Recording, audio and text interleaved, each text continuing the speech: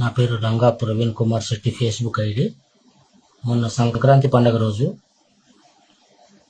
Senior NTR గారిని, వాళ్ళ అభిమానుల్ని, బాలకృష్ణ గారి అభిమానుల్ని కొంచెం నాకు టెన్షన్ ఎక్కువైపోయి దూషించడం జరిగిపోయింది.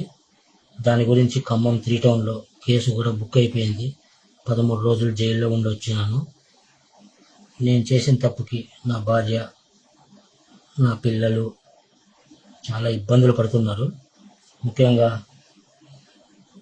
సంతకాలు వారానికి ఒకసారి ఖమ్మం వచ్చి హైదరాబాద్ నుంచి కండిషన్ బెయిల్ వచ్చింది.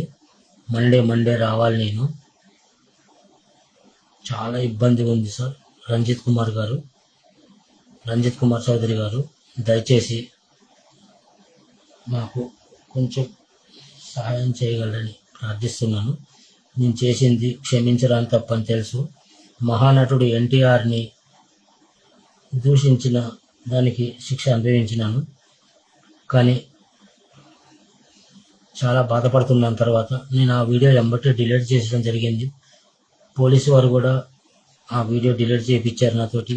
తర్వాత వేరే క్షమాపణ వీడియో కూడా చెప్పించాను. అది కూడా వైరల్ కాలేదు ఎక్కువ, అది ఎవరు చూడలేదు. దయచేసి ఈ వీడియో అన్న మీ రంజిత్ కుమార్ గారి ద్వారా కొంచెం చేసి క్షమాపణ చెప్తున్నట్టుగా నందమూరి కుటుంబానికి, మహానటుడు ఎన్టీఆర్ గారిని అవమానించిన దానికి, ఎన్టీఆర్ గారిని అభిమానులందరికీ, తెలంగాణ, ఆంధ్రప్రదేశ్, యావత్ భారతదేశం, ప్రపంచవ్యాప్తంగా ఉన్న అభిమానులందరికీ పేరు పేరున నేను క్షమాపణ చెప్పుకుంటున్నాను. ఇక జీవితంలో ఎన్టీఆర్ గారి కానీ ఏ పార్టీ వారిని కానీ విమర్శించబోనని మాట ఇస్తున్నాను. చాలా ఇబ్బందులు పడుతున్నాము చిన్న తప్పుకి. నేను ఇంత దాకా వస్తున్నాను అనుకుంటున్నాను. నేను చిన్నప్పటి నుంచి ఖమ్మంలో పెరిగినాను. బాలకృష్ణ సినిమాలు చూశాను. మా ఫ్రెండ్ బాలకృష్ణ ఫ్యాన్స్ చాలా మంది ఉన్నారు. ఖమ్మ వాళ్ళు ఉన్నారు. ఖమ్మ వారి విషయంలోనే కేసు ఎక్కువ బుక్ అయింది సార్. నాకు ఖమ్మ వాళ్ళు కూడా చాలా మంది నాకు ఫ్రెండ్స్ ఉన్నారు ఖమ్మంలో. నేను అక్కడే డిగ్రీ వరకు చదువుకున్నాను. కానీ ఇంతవరకు వస్తుందని తెలవలేదు సార్. రంజిత్ కుమార్ గారు, దయచేసి నేను చేసిన తప్పుకి నా భార్య, పిల్లలకి ఇబ్బంది పడకుండా చూడండి సార్. ప్లీజ్ సార్, చేతులైతే దండం పెడుతున్నాను.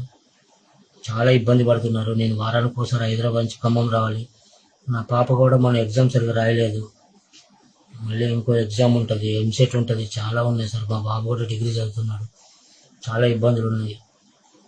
మీ సహాయం నాకు కోరుకోవాలన్నా కానీ నాకు మనశ్శాంతి ఒప్పట్లేదు. కానీ తప్పటం లేదు. నాకు దగ్గర బెయిల్కి, దానికి దీనికి చాలా డబ్బులు ఖర్చు అయిపోయినాయి. నాకు వచ్చే జీతం, నేను మేకప్ మీదగా నేను ఉండేది అద్దిల్లు, నాకు సొంత ఇల్లు లేదు. నేను ఎప్పుడో 30 సంవత్సరాల క్రితం హైదరాబాద్ వచ్చాను. కానీ చేతి కష్టంతో అలా బతికి పిల్లల్ని అలా పెంచుకుంటున్నాను. దయచేసి నా దయచేసి ఈ చిన్న తప్పు కాదు, చాలా పెద్ద తప్పు. కానీ మీ పెద్ద మనసుతోటి నన్ను క్షమించి, మీ పెద్ద మనసుతోటి నందమూరి అభిమానులు అందరూ కూడా, ప్రతి ఒక్క నందమూరి అభిమానులు కూడా పెద్ద మనసు చేసుకొని నన్ను క్షమించమని కోరుతున్నాను సార్. మా భార్య కూడా చాలా బాధపడుతుంది. ఇంత దాకా వస్తుంది అనుకోలేదు సార్. నిజంగా అనుకోలేదు. చాలా ఇబ్బంది పడుతున్నాను. ఎంత ఇబ్బంది పడుతున్నామో నాకే తెలుసు. మా పాపకి, నాకు, మా భార్యకే తెలుసు. చాలా ఇబ్బంది పడుతున్నాను సార్.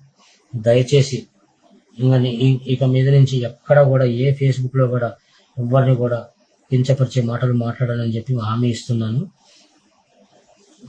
జై ఎన్టీఆర్, జై ఎన్టీఆర్, జోహార్ ఎన్టీఆర్.